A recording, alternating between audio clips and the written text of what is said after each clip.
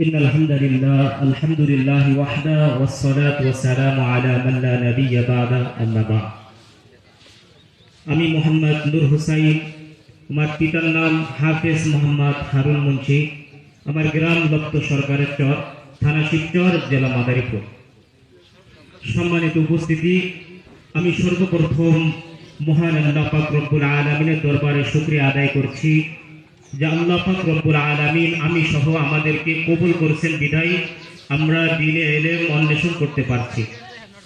দ্বিতীয়তে আমি শুকরিয়া আদায় করছি আমার ওই সমস্ত উস্তাদগণের প্রতি যারা আমাদেরকে একেবারে ছোট্ট কাল থেকে মক্তব থেকে শুরু করে দাওরায়ে হাদিস পর্যন্ত আমাদের পিছনে তাদের অক্লান্ত পরিশ্রম দিয়ে আমাদেরকে মানুষের মতো মানুষ করেছেন।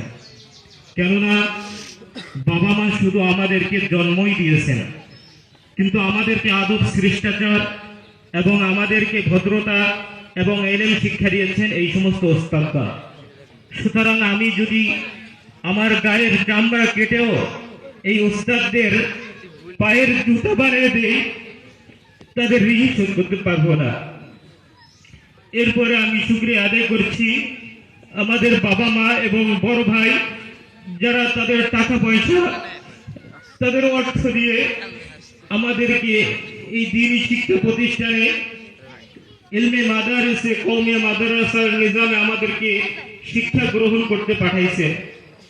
কেননা অনেক লোক তো এমনও আছে যে তাদের সন্তানদেরকে তারা ছোট্টবেলা থেকেই কাজে দিয়ে দেয়, আছে না? কিন্তু এই বাবা মা আমাদের প্রতি অনুগ্রহ করে আমাদেরকে মাদ্রাসায় পাঠাইছেন। শুধু আমি নয়, আমরা 18 জন ছাত্র এই বছর এখান থেকে ফারেগ হব। আমাদের কারো চলাফেরা আচার আচরণের যদি আপনারা এই এলাকার কেউ কষ্ট পেয়ে থাকেন আল্লাহর রাস্তায় আমাদেরকে ক্ষমার দৃষ্টিতে দেখবেন। পাশাপাশি আমি বলতে চাই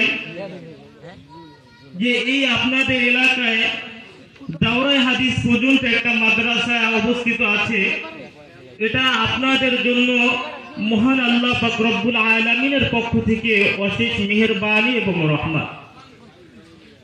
কেননা হাদিসের মধ্যে আসছে কোন একটা কবরের পাশ দিয়ে যদি একটা তালিবুল ইলম হাইটা যায় 40 দিন পর্যন্ত ওই কবরে আযাব মাফ হয়ে যায়। সুতরাং শত শত ছাত্র আলেম ওলামা আপনাদের এই এলাকার মাটির উপর হাঁটা চলা করে, এবার বুঝেন আপনারা কতটা ভাগ্যবান।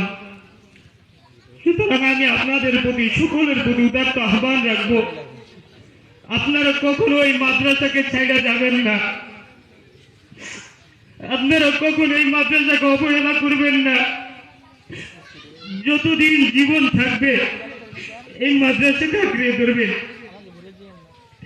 এবং আমি শুরুতে বলেছি যে আমাদের এই উস্তাদগণের ঋণ আমরা কখনো শোধ করতে পারবো না। এই উস্তাদরা যারা ঠিক মতো বেতন পায় না, মাসের পর মাস তাদের বেতন বাকি, এমন উস্তাদ আছে যে বছরে 2000 টাকাও পায় না, কিন্তু তাদের পরিবার পুত্র সব কিছু ছেড়ে দিয়ে আমাদের পাশে তাদের শ্রম দিয়েছে এবং আমাদেরকে এই বছরটা আছে। আপনারা এই উস্তাদদেরকে কখনো ভুল বুঝবেন না এবং আমাদের জন্য দোয়া করবেন আল্লাহ পাক রব্বুল আলামিন আমাদেরকে যেন মরণ পর্যন্ত এই ইলমে ওহীর উপর ইলমে দ্বীনের উপর অটল থাকার মতো তৌফিক দান করে বলেন আমিন। এবং বিদায় শব্দটা ছোট্ট কিন্তু এর আঘাত অনেক বড়। বন্ধু বলেছে আগে সবাই দোয়া করবেন এই দুনিয়ার সাময়িক বিদায়ের সাথে সাথে যেন আমরা আখিরাতের বিদায়ের প্রস্তুতি গ্রহণ করতে পারি। ওয়া আখিরু দাওয়ানা আলহামদুলিল্লাহি রাব্বিল আলামিন।